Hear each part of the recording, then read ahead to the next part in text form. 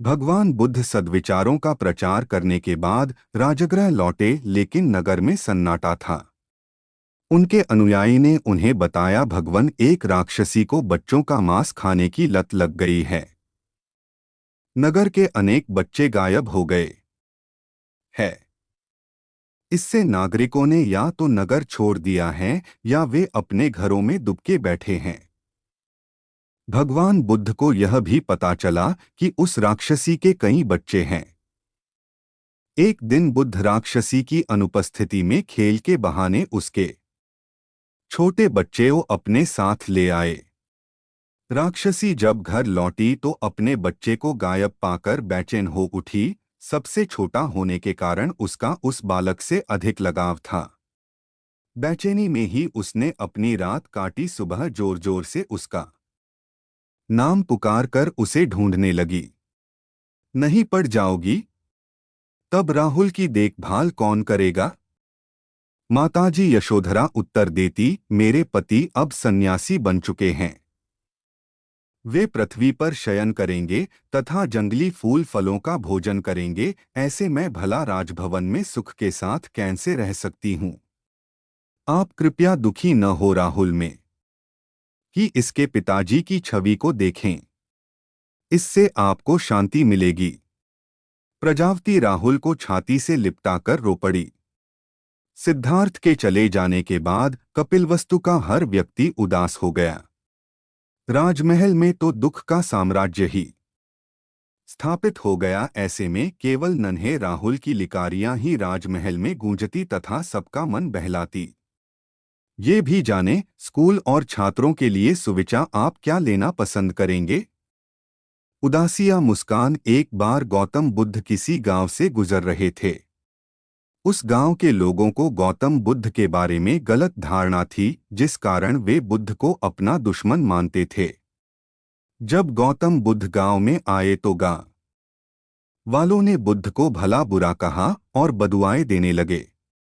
गौतम बुद्ध गांव वालों की बातें शांति से सुनते रहे और जब गांव वाले बोलते बोलते थक गए तो बुद्ध ने कहा, अगर आप सभी की बातें समाप्त हो गई हो तो मैं प्रस्थान करूं। बुद्ध की बात सुनकर गांव वालों को आश्चर्य हुआ। उनमें से एक व्यक्ति ने कहा, हमने तुम्हारी तारीफ नहीं की है, हम तुम्हें बदुआएं दे रहे हैं। क्या तुम्हें कोई फर्क नहीं पड़ता? बुद्ध ने कहा, जाओ, मैं आपकी गालियां नहीं लेता।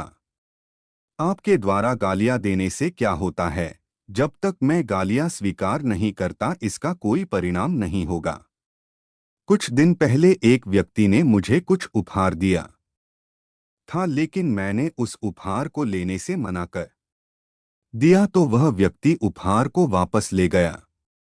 जब मैं लूंगा ही नहीं तो कोई मुझे कैसे दे पाएगा? बुद्ध ने बड़ी विनम्रता से पूछा, अगर मैंने उपहार नहीं लिया तो उपहार देने वाले व्यक्ति ने क्या किया होगा? भीड़ में से किसी ने कहा, उस उपहार को व्यक्ति ने अपने पास रख दिया होगा। बुद्ध ने कहा, मुझे आप सब पर बड़ी दया आती है, क्योंकि मैं आपकी इन गालियों को डोट लेने में असमर्थ हूं और इसलिए आपकी यह गालियां आपके पास ही रह गई है।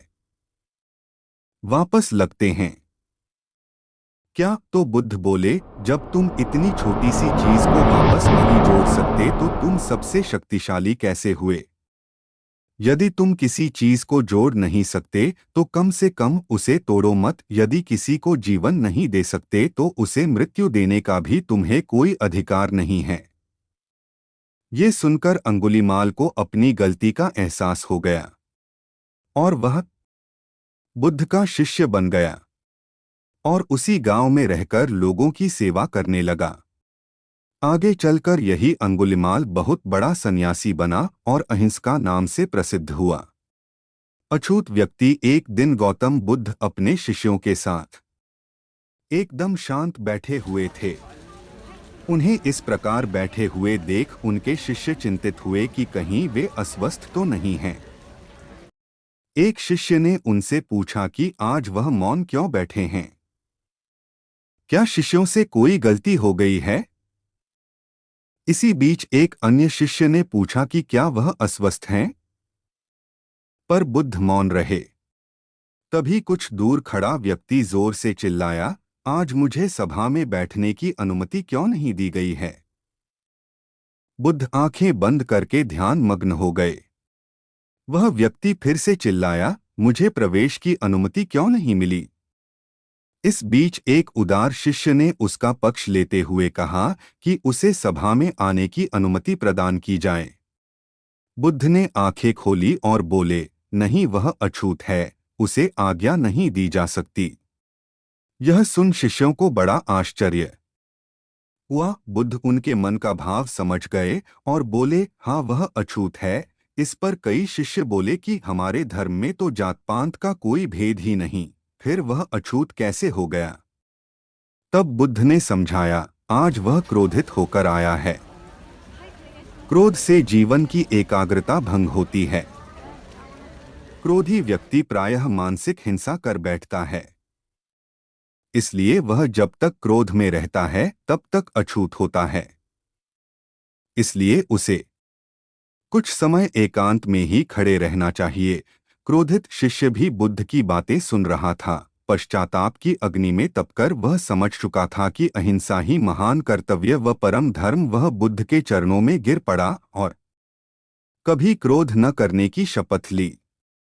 आशय यह कि क्रोध के कारण व्यक्ति अनर्थ कर बैठता है और बाद में उसे पश्चाताप होता है। इसलिए हमें क्रोध नहीं करना चाहिए। असल मायने में क्रोधित व्यक्ति अछूत हो जाता है और उसे अकेला ही छोड़ देना चाहिए।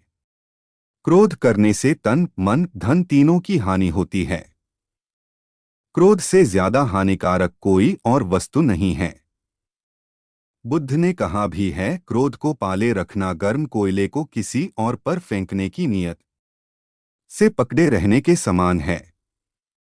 इसमें आप ही जलते हैं।